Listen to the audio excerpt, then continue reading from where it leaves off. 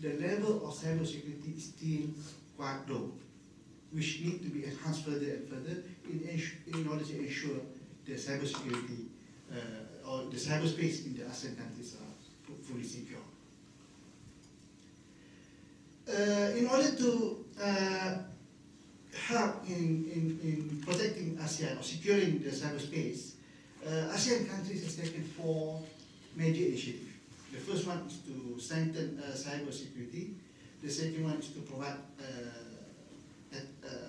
defense against attack. The third one is combating cybercrime. The fourth one is basically cyber pornography. So try to fight against cyber pornography. So these are the 4 main initiatives by the ASEAN countries. But we can see that all these initiatives coming from 4 different departments or 4 different agencies within the ASEAN countries. So for this one, it is coming from the IT ministry, the telecommunication ministry. So basically to strengthen cybersecurity within ASEAN countries. So there are a lot of initiatives here. For defense, this is coming basically from the Ministry of Science, mostly Ministry of Science, to promote cooperation to ensure the cybersecurity.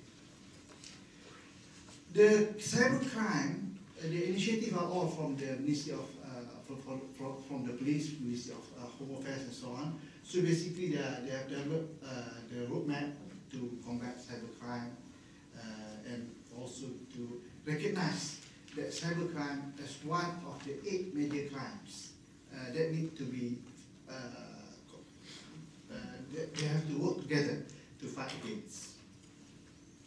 And cyber pornography, basically the work of Ministry of Social Welfare and Development. What I'm trying to say is that although we have 4 major initiatives, they are all separate. They are all separate. They are not integrated as such. So we are yet to see how effective they are in order to protect the cyberspace. Because cyberspace is basically a single space. And now in ASEAN perspective, all these areas are all divided into various agencies, many different forums and so on to discuss about it. So from our analysis so far, it is not very effective in protecting and securing the cyberspace. So what we are trying to propose, because we are hoping to have a roundtable discussion on the ASEAN ICT Master Plan, because it was supposed to be 2015 ASEAN Master Plan. Now it's 2016, so we are going to organize one roundtable discussion to see how effective is the ASEAN Master Plan. So one of the ideas that we have in order to protect the ASEAN cyberspace is to have a regional center. There must be a regional center somewhere, because ASEAN as a whole is basically one cyberspace. So if you want to increase transaction between ASEAN countries, the whole region must be protected. So currently, at every country, we have seen that there are so many agencies, and also the universities are involved, and there is a need for the countries to set up the national center, and then there must be a regional center. I think the initiative is taken in Indonesia, for example, with the new act on the National Security Council. All the agencies in cybersecurity, they are all answerable to National Security Council, and then hopefully our National Security Council will be able to coordinate with other Security Council within ASEAN to form one strong regional center to really fight and make sure that our cyberspace is secure. And the involvement of the university is also important, because the cyberspace is basically a very sensitive area. We cannot rely on other countries to provide mechanism to support our cyberspace, because it is very important for us to make sure that all the technologies that we use are basically developed locally or indigenous technology. So as far as UKM is concerned, there are some initiatives that we have done. We have set up the UKM Cybersecurity are working with various agencies to increase professional research and also to do some activities. And the next one that we are going to work with the mission police for 7. So our model is that the university must be there to work together with other agencies to ensure that the ASEAN connectivity through cyberspace is properly secure. With that, thank you very much. Thank you, Prof. Abdullah. Speaker number 5 is Mr. Roberto Echandi from the World Bank. He will address us, the group, on the topic of novel approaches towards regional integration, the potential case of ASEAN. Mr. Echandi, you have the floor. Thank you. Thanks a lot to the organizers for giving me the chance to be with you today. And also thank you for allowing me to speak at the end rather than the beginning, for a simple reason. My brief presentation it will be relevant for ASEAN more in a prospective logic rather than a retrospective logic. In other words, what we are going to present here is basically what is some of the approaches that the World Bank has been working in different parts of the world in trying to deal with challenges that are very, very, very similar to the ones that I have heard today, of finishing the unfinished business, creating a community, moving forward with the process of integration. I'm just trying to see how I can move. So you can use the keyboard at the bottom. Here it is. Okay. So the first thing that I would like to do, I think I will skip some of the slides because we don't have a lot of time and we would like to go into the discussion. I think I would like to explain what is what we do in the World Bank and why we're here. Basically, we are part of the Trade and Competitiveness Global Practice based in Washington, D.C., part of the investment climate, and my colleagues here from D.C. and Vienna are with me today. And basically, our work is to complement all the services the World Bank provides in terms of financial assistance, both to the private sector or to the public sector, by generating research and generating tools that can help countries maximize those supports. Now, in that particular area, we work on a technical assistance that is very, very focused. And it's basically how can we help countries or regions to undertake certain reforms, okay?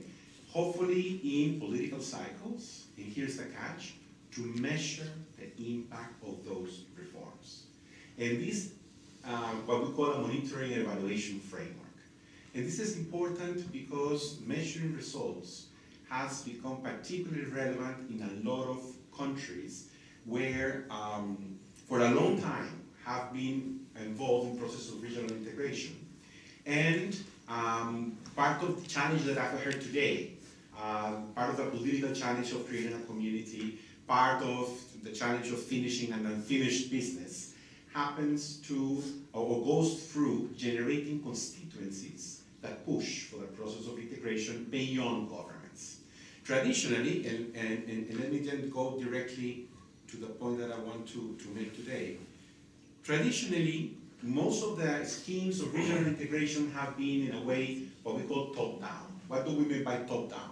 Heads of state take a political decision, right? They negotiate among themselves, they negotiate a treaty or an umbrella of treaties, then they negotiate protocols, then they negotiate summits, then they set up committees, they set up all institutional mechanisms to follow up on that political decision making, right? So you hear, I mean, usually that leads to the development of regional strategies, the negotiation of frameworks, implementation, and then working at a national level with training with officials to undertake these commitments, right? Now, this is not, I mean, this has worked with different levels of success in different parts of the world. And of course, ASEAN is an area that, a region that you have made a very significant progress there. Now, the challenge is, there's a political economic challenge here though. The one is that at the end, if you really want to create a community, you need integration of the economic sector, but not integration decreed by governments. You need integration generated by the private sector itself. And how do you convince civil society or private sector to integrate? Well, private sector wants to generate business. So the question is, how do we enable the private sector in generating business? Now, I'm very aware, and actually I work together with Sufyan in one project on the ASEAN Business Forum of ACIA, when there was the ASEAN Comprehensive Investment Agreement, and a guide was produced for business, and that's a very important step. But usually businesses are very pragmatic people. Business people are very pragmatic, and they want to see results. Therefore, the importance of monitoring and evaluation. What is happening? How all these protocols, how all these political declarations are translated in the possibility for me to do business across borders. So we have been working and observing what we call, rather than top-down, to complement that top-down approach with what we call the bottom-up approach. And it's basically generating a constituency pushing for that integration process, because it makes sense for them. And I want to, I know that this argument sounds very business-oriented, but it has a very, very strong political undertone. And it's just like in the EU, when everything started with the European Economic Community, you will remember that the very origin of the European Economic Community was not economics at all, it was to prevent war. And the logic of the philosophy was that if you could integrate the business people doing, especially in the coal and steel, that was the materials for weapons, then there would not be economic incentive to make war to each other. So the thing is, of course, that led to the European kind of style of integration that is very top-down. They created a supranational body that is very peculiar. I think no other region in the world has been able, or necessarily wants or works with that kind of model. Having said that, the philosophy behind that basic ideas is still there. If you really want to create a constituency pushing for more integration, for an identity, for stability, then if the bottom-up approach helps you precisely, the more businesses, cross-border businesses are done, the easier it will be to forge a process. And then, therefore, when we talk about this bottom-up approach, what we have been trying to advocate is basically to using all these institutions of dialogue that different countries have with private sector. There's a lot of dialogue instances, but then land that dialogue instance in a very pragmatic model. And on the way that I was telling you about monitoring and evaluation, what are we going to monitor? Let's monitor two things. Let's monitor first, what are the problems the private sector face?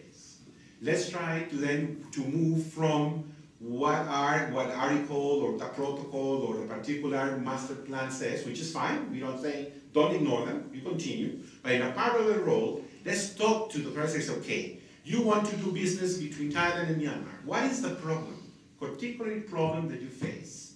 And we also identify what we call binding constraints that may affect a particular investment to be done.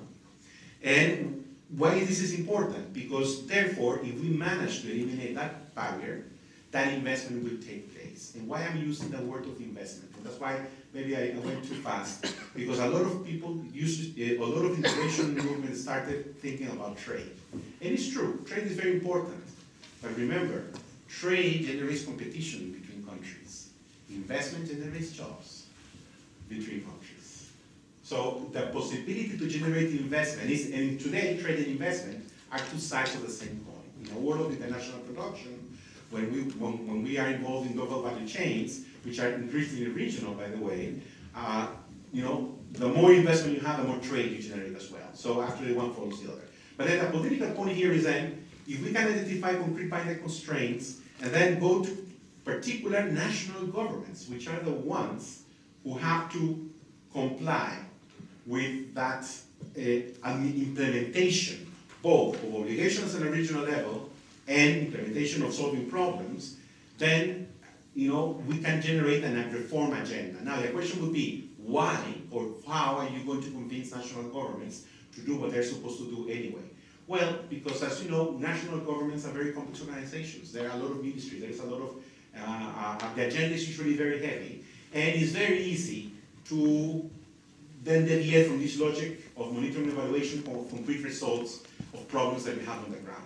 So what this approach that we are promoting is, okay, let's do an experiment and then let's make these concrete agendas. Then we go, each country generates an agenda, and then they go to the regional table. And in a regional table, they say, okay, what is what your private sector is saying? Country A. What is what your private sector is saying? Country B, and so on. And then once you agree in solving concrete problems, because actually the more concrete the problems, sometimes the easier it is to be dealt with. The political resistance for change, sometimes, not always, is easier to overcome. But more important, if it's very concrete, if you lift that barrier, it's very easy to generate investment. And that's what we want to measure. In other words, we are setting up a mechanism where that implementation or the solving these reforms that solve problems lead to investments that can be monitored and evaluated.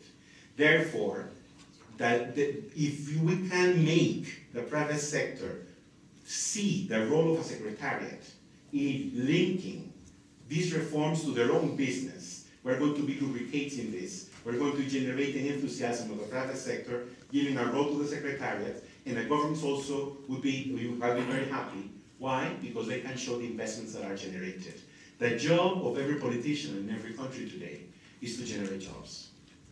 So if a country that otherwise is very reticent to make reforms can show that they contributed to generate a particular type of investment that generated X amount of jobs, then it will be a political trophy for those politicians. And that's basically kind of this novel approach that we are doing. Now, this is not only an idea. We have been working already on different ways, and actually we actually do also use the word scorecard in a different meaning than the scorecard that you have.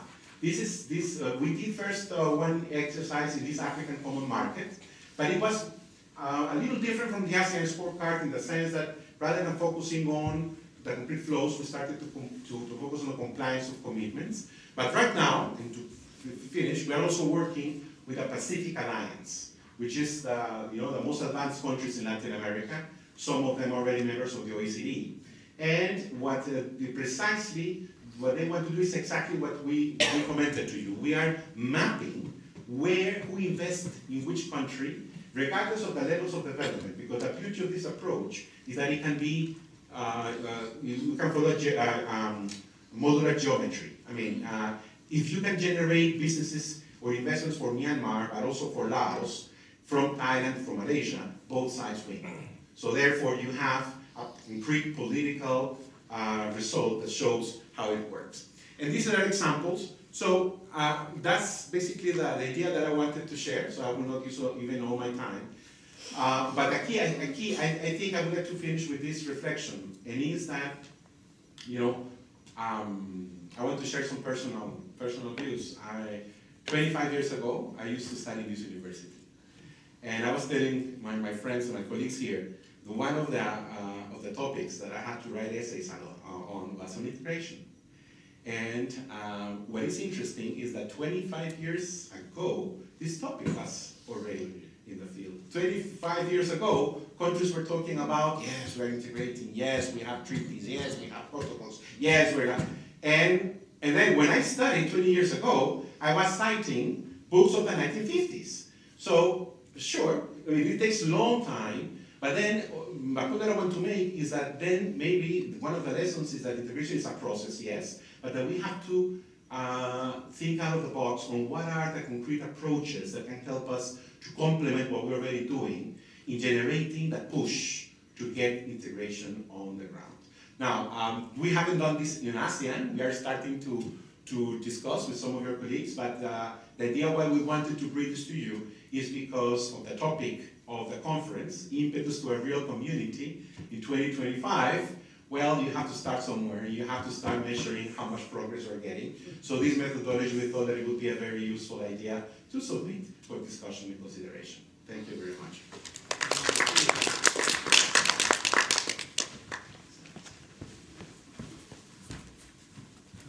Yes, come back.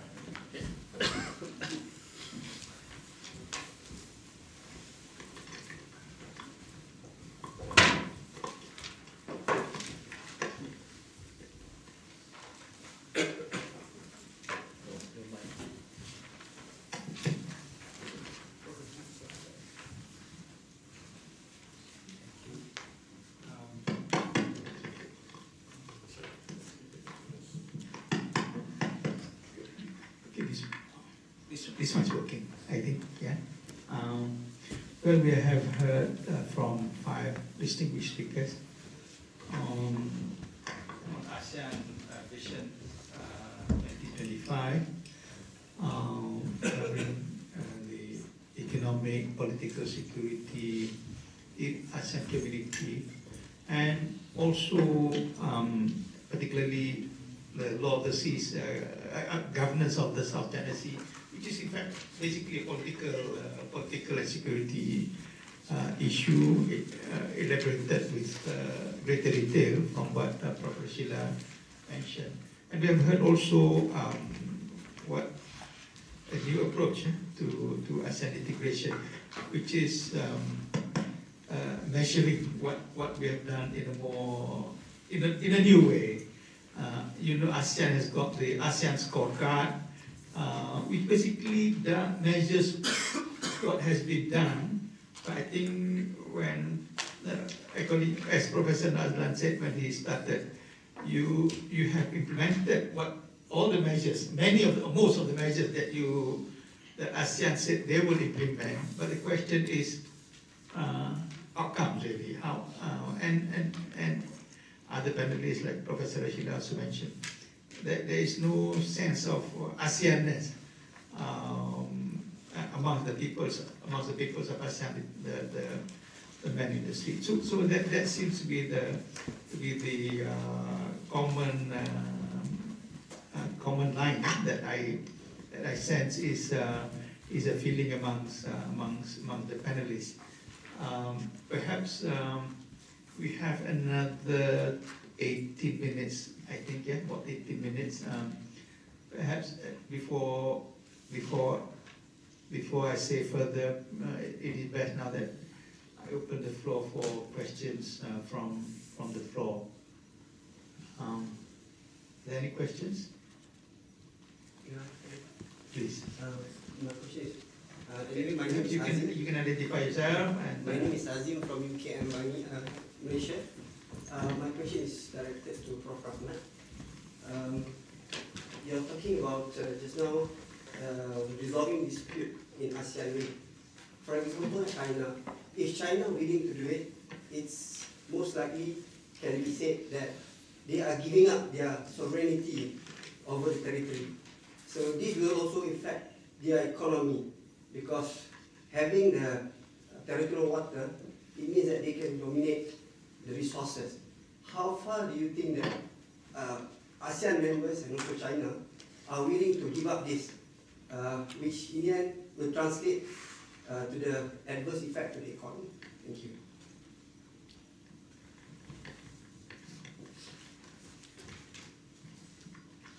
Thank you very much for the question. Yeah, it is true. You want to have, do you want to some more questions first, or do you want to answer? You want to answer now, or you want to take later? Well, I can take questions later. We take 2 or 3, then Okay. that will be good. Yes. Please. Okay.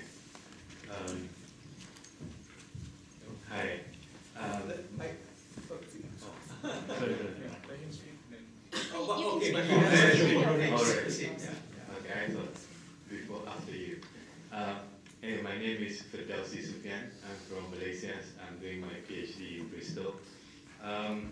See, when we talk, when it comes to ASEAN, I always have like 60 over question, but let me summarize it to 2.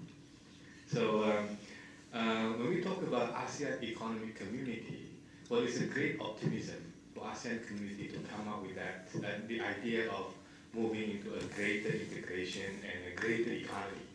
But the question with ASEAN community, to the panel, especially for Prof. Azlan,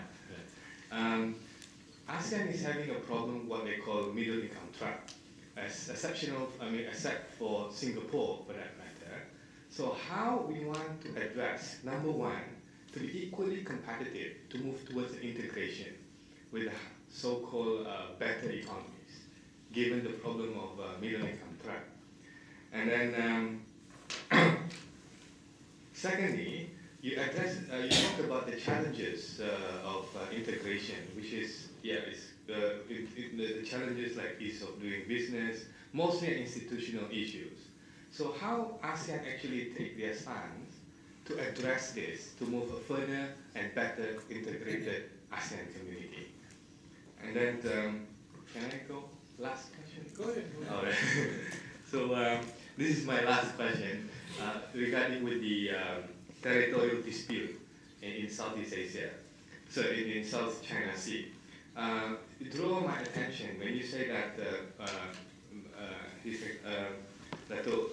you talk about you mentioned close cooperation to solve the South China Sea issues. All right. But the question is, how do you want to link close cooperation, link with or associated with a territorial dispute when there is economic political interest? Cooperation is unlikely to occur in that matter because it tends to have a political tension. See, and I also draw my attention. There's a UNCLOS. To what extent actually ASEAN take the stand to use UNCLOS to address the issue? Thank you so much. Thank you. My name is Alfred Gerst of University of Vienna, and as the South China Sea dispute is one of my key research interests, I think that was a really good bridge. When you're talking about ASEAN governance in the South China Sea, it actually implies a consensus among the ASEAN 10, which I do not see. If looking at Vietnam and the Philippines, in my view, they actually pursue an internationalization strategy. Vietnam by engaging outside actors, in particular in the energy sector, but also military-wise, US, Australia, Japan, and of course the Philippines, close economic cooperations, military cooperations, and the legal international arbitration strategy. Sorry. I was wondering, do you think that these strategies further undermine ASEAN's consensus, or maybe to put pressure on ASEAN to speak with a common voice? That would be my first question. The second one, how does Malaysia view the Philippines' international legal arbitration strategy? Because I haven't heard an official statement of your government. Thank you. Can we have one more? Okay, my question is, I'm Agaya coming from Malaysia, UITN. All right, my question is, okay, first of all, I'd like to make a comment with regards to talking about integration. Is the integration working? Is it successful? I think it is successful. There's a lot of positive note to it, especially from my area of research and competition law. If you look at it, how by the end of 2015, every ASEAN country, the 10 of them, tried to actually have the law enacted. Of course, it's not working yet in some states, in some member states, but that shows a positive attitude towards the ASEAN country who actually wants integration. I mean, that's a positive note. But how successful it is, all that we have to understand. We have to take the note with respect to the CLMV countries where there's a lot of unequal competitiveness. All right, perhaps what really needs to be addressed here is, like, I would like to hear the comment of the panels with regards to the political economy part. All right, with respect to, we find that most of the countries in the region, most of the member states, there's lack of perhaps knowledge, education, and competitiveness in the respect of capability to actually cope, particularly with regards to the newer members. And there's a lot of exemption which is not actually explored by them. So perhaps there is more at the level of ASEAN, okay, to look into the matter, and perhaps you want to comment on that, particularly with regards to the political economy part, because you have to actually, end of the day, get the players to take part in it, rather than political issues, so many differences. But I find there is a progress, okay? Because if you look at comparatively with European Union, Europe, I mean, they went through all these stages before they get where they are.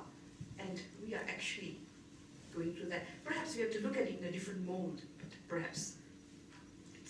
my comment, and I would like to hear a comment. Okay. Yeah, please. Couple of questions. Thank you, Chair. Yes, thank you. I'm very pleased with the questions. Not necessarily that I could resolve the issue, particularly in relation to Malaysia, Philippines, Malaysia position as to the latest Philippines matters taking the matters to arbitration.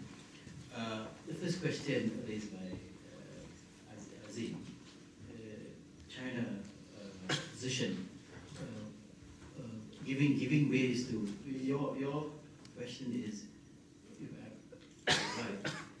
Giving way to ASEAN would mean that China would lose position. Well, it is true that China would be afraid of if matters is if China agrees to take the matters to ICJ or ICLOS or to third-party mechanism, there is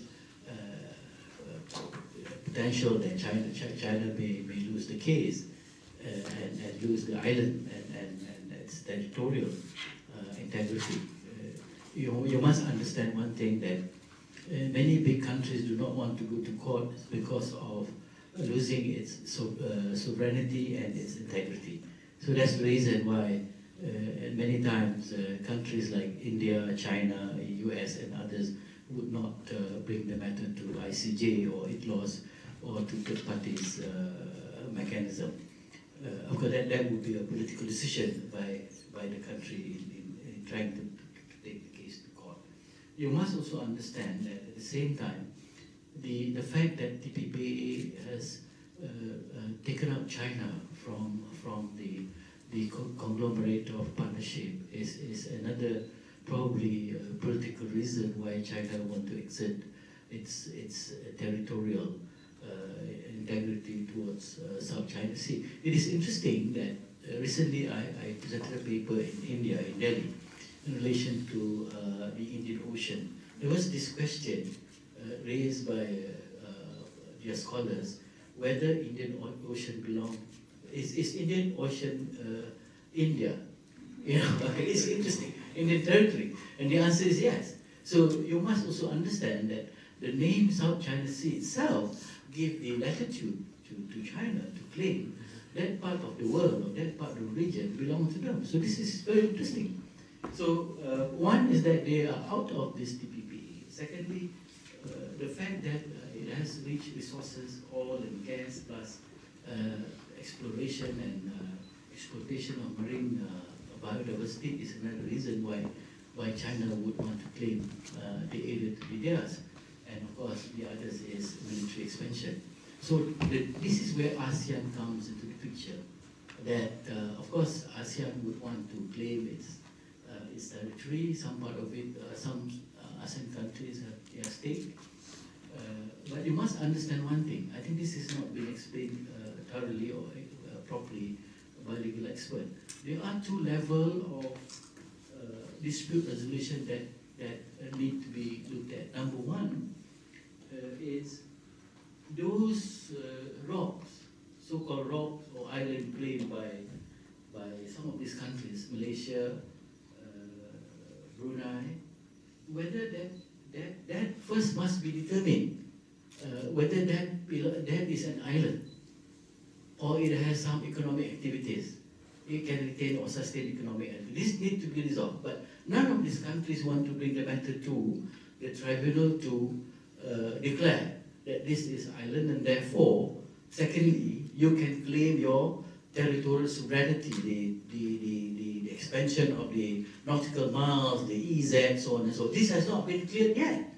Now, the second issue, after that has been cleared, is then only you can claim this is our island, and therefore we can claim so much of the territorial integrity under UNCLOS, so on and so forth. So you see, there are several layers of dispute that must be resolved. So that's why you see South China Sea as a very complex issue that need to be resolved, let alone asking or requesting China to join the party and resolving those issues in ICJ. I don't see, at least in my lifetime, that China would want to resolve through that mechanism.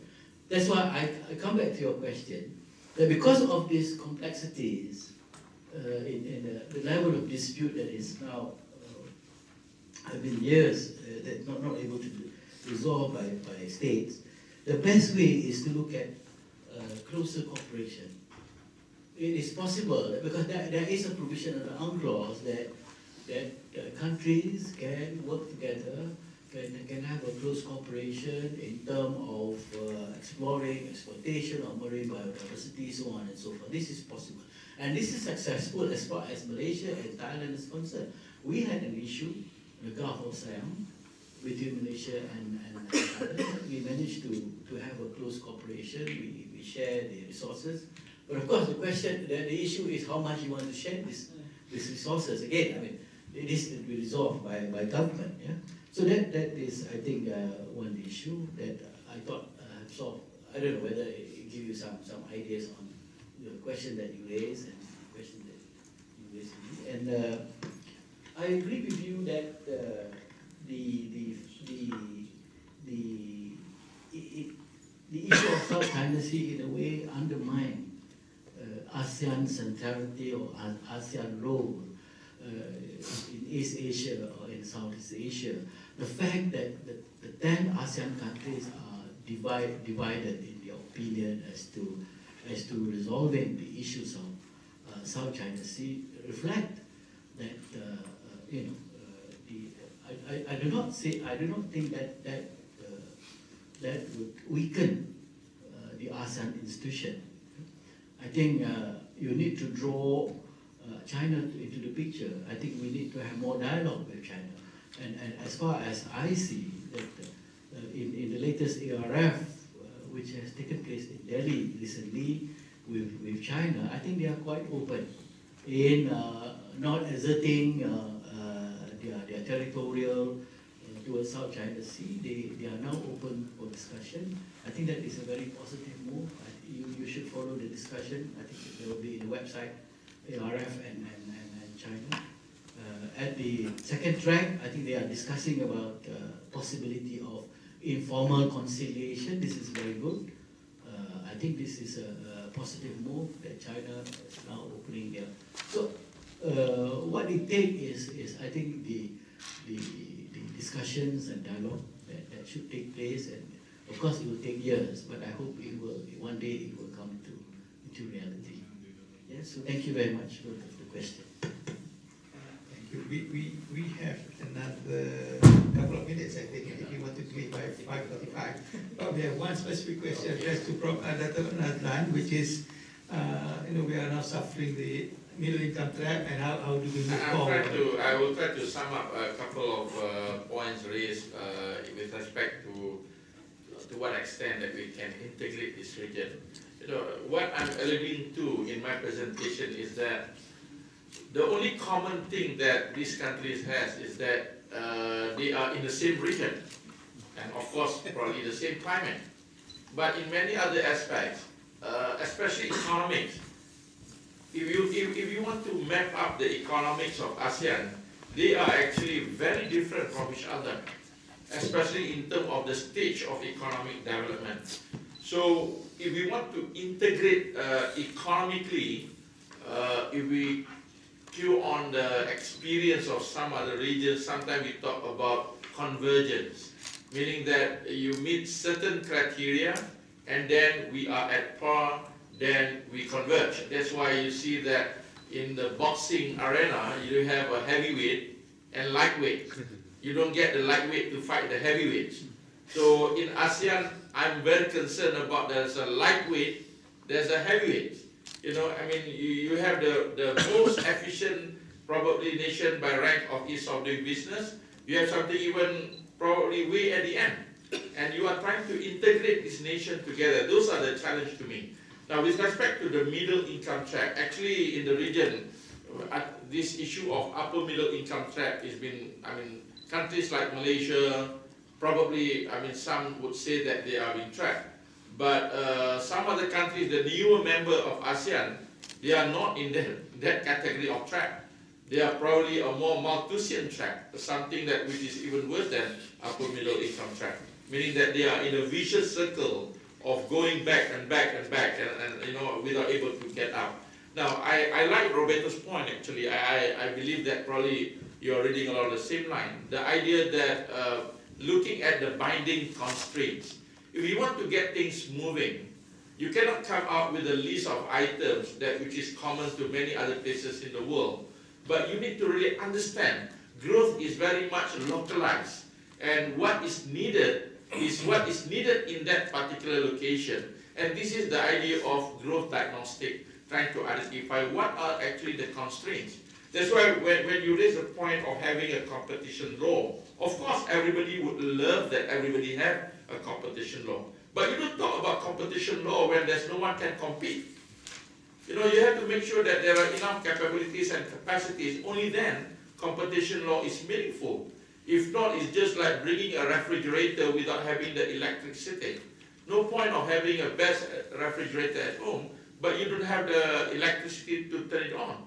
So this is what matters to me, that with respect to bringing ASEAN integration, we need to be very localized. We need to understand the needs of each of the different regions and try not to impose something common across all. Thank you. Thank you. We have What I would like to do is now, since we are running out of time, if the organizer will allow me, let me give 1 minute each to the other three panelists by way of closing remarks. Why did you start? Well, I just will say one phrase. I fully agree with everything you said. And the only lesson that we can learn from different parts of the world is the issue that you raised. It's a political economy. We have to make integration not an end in itself. Integration is a means for people to live better. And we have to demonstrate that.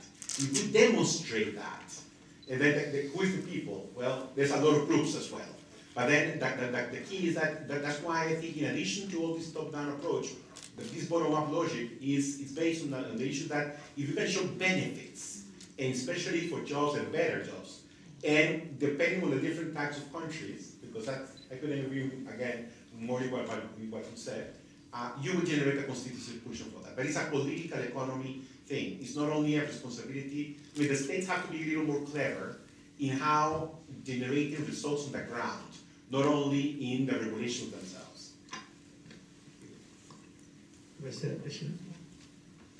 Yeah, just as a wrap up, maybe I'll just take half a minute to comment a little bit on the political security issue. I think it is a matter also of rethinking about, for example, sovereignty, whether we are coming from a realist perspective, whether we are coming from a neoliberal perspective. If you come from a neoliberal perspective, then what will happen is that there are other actors besides the state that we need to pay attention to. So another way to think about it is also to de-securitize the issue of South China Sea. I do not know whether this is a challenge. It was never a security issue. It became a security issue. Now shall we de-securitize it? And maybe then we won't be talking about a conflict, but instead we think about cooperation. So maybe these are the things to think ahead with regards to our issues here. So that's what I was saying. Okay. Well, gentlemen, the discussion is just getting interesting. I realize that, but I think due to the constraint of time, we have to come here. So let me thank all the panelists, each and every one of them, and perhaps you might want to show your appreciation of the visual.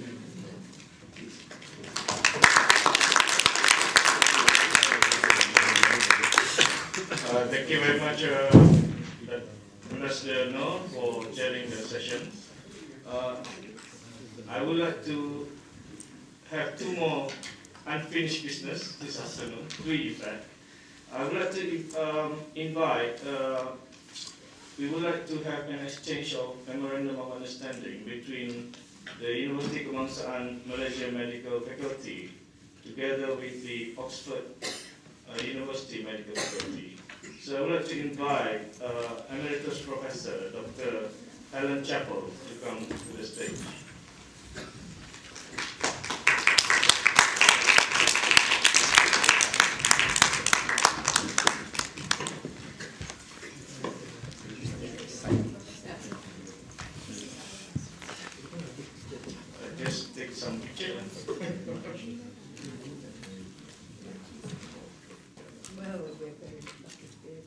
years. It's going to benefit both our university and indeed the patients in the world. Okay, sorry. One more, please. 1, 2, 3.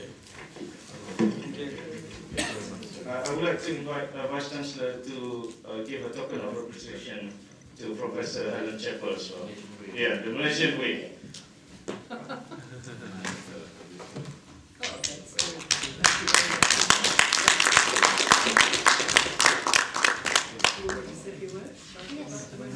Maybe a few minutes. Yes, please, Helen, if you'd like to say a few words. Thank you. Thank you. It's been a privilege to make this memo of understanding. I visited the UK MMC in 2013. I was extremely impressed by the enthusiasm for looking for these rare diseases of which we have particular experience here in Oxford, and indeed with the technology that you have in the Molecular Biology Institute. So we were very keen to set this up. We're very keen to make it work. We have our first student somewhere over there for our student exchange, and we look forward to many more faculty and student exchanges. Thank you.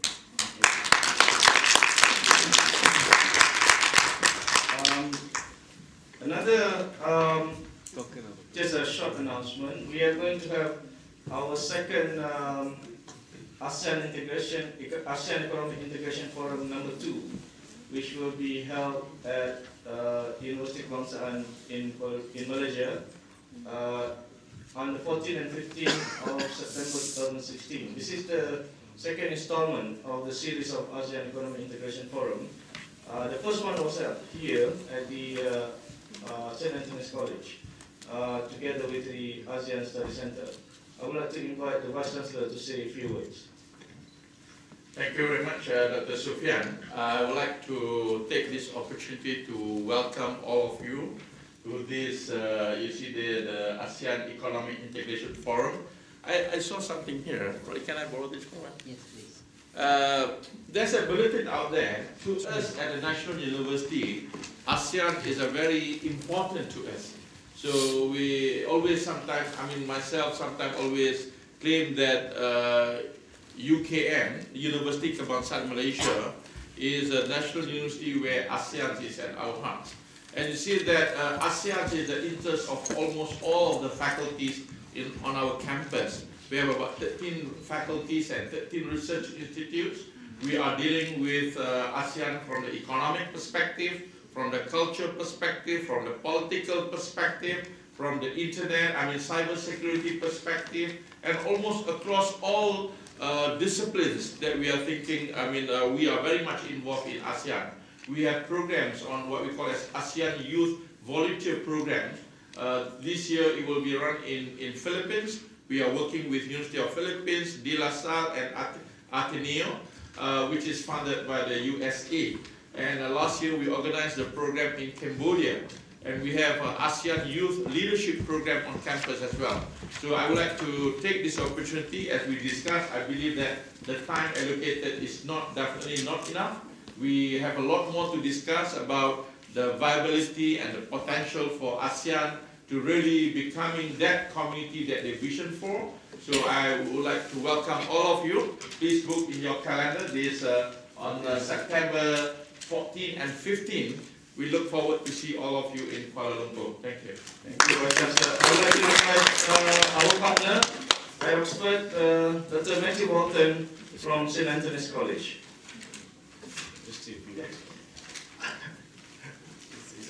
Hi everybody, my name is Matt Walton. I'm the Aung San Suu Kyi Senior Research Fellow in Modern Burmese Studies here at St. Anthony's College in the Asian Studies Center. I have to apologize to all my colleagues for not being able to make this. This is the problem when you're in the city that's hosting an event like this, is that you're running all around and doing these things. But we've been really pleased at the success of this ASEAN Economic Integration Forum. As you heard, we had a really successful first version, and we're hoping that this can grow into something that not only has some annual meetings, as you've heard about the next one, but also more engagement in target countries in the ASEAN area. So we hope that you'll be able to kind of join us and that we can build this partnership and build the networks that have really importantly been developing between Oxford, between UKM and other institutions as well. So again, apologies for not being able to be part of what I'm sure was a great and dynamic conversation and hopefully reflective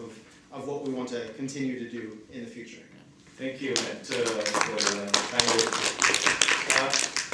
Thank you. I have one more business, which is another ASEAN Malaysian way. I would like to invite the Vice Chancellor to give a token of appreciation to our 3 panelists who are not from UKM. From UKM, they can take a token somewhere else. I would like to invite Ambassador No, the chair of the session.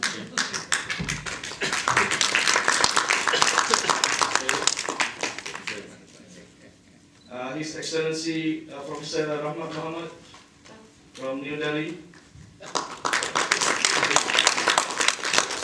And then Roberto Echandi from the World Bank. Thank you for coming all the way from Washington. With that, I would like to thank all of you. I just want to say thank you to my good friends out there. Elizabeth from Sunway University, we've been meeting together, and we are very happy to have to be with you here as well. Thank you very much, Elizabeth. Congratulations. And one small token for Matthew, our partner here. Okay, all right. Okay, with that, I would like to thank all of you for participating in this ASEAN Economic Community Roundtable. I thank all of you for being here and look forward to see you in Kuala Lumpur in September 2016. Thank you very much. Thank you.